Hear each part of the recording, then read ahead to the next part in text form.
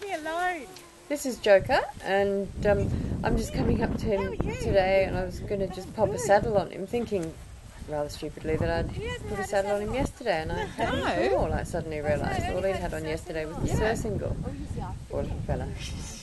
Different horse. So, She's going, I'm going to get anyway, on today him. we did put a saddle on him, and I Well, she had rode all the seen tarot it. today and First of yesterday. all, I popped the surcingle back on him with the saddle cloth and long-lined him.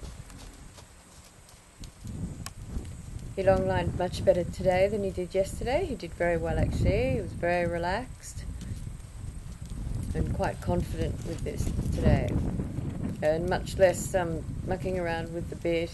The bit seemed much more comfortable with him today. I'm using a small sweet iron snaffle on him, as it's not too fat, and he seems to not mind this too much at all. I'm quite happy with this. I do swap and change around a little bit. I might put a full cheek snaffle on him and try him in that, see what he thinks of that. I try when they're, in the early stages like this, to try a few different bits and see which he seems most comfortable with. This one seems alright at the moment.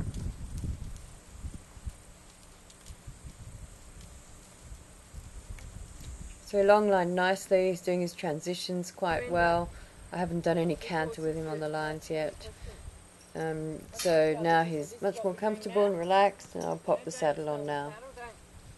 Do that, just this is what we're doing now, you'll be fine.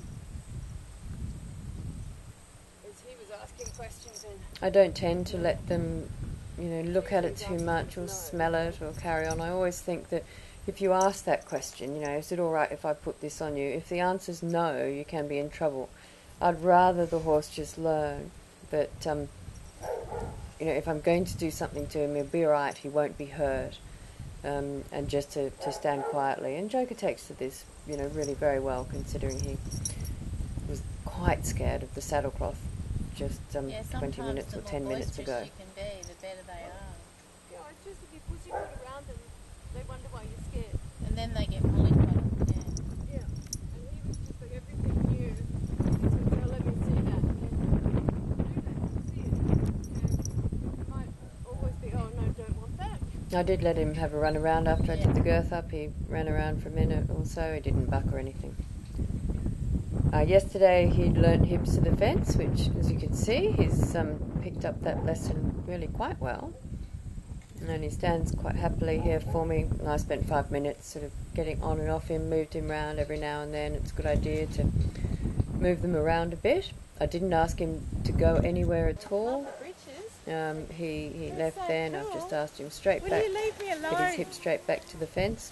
He'll do that now without my pointing the whip at him. I can just point my finger at his hips, and he moves his hips straight back to me. It's a really good lesson, this hips to the fence lesson for young horses. It teaches them to stand quietly when they're being mounted. Different horse. You She's can, going, I'm going to get on him. I'm going, really? your leg on his back when you're getting Well, on, she and rode all the those tarot things, today and and flap around a yesterday. bit, rub your legs all over him and things like that. And if something goes wrong, you're right next to the round pen, and you can hang on to that. Anyway, he had a very good day, young Joker. Told you he's a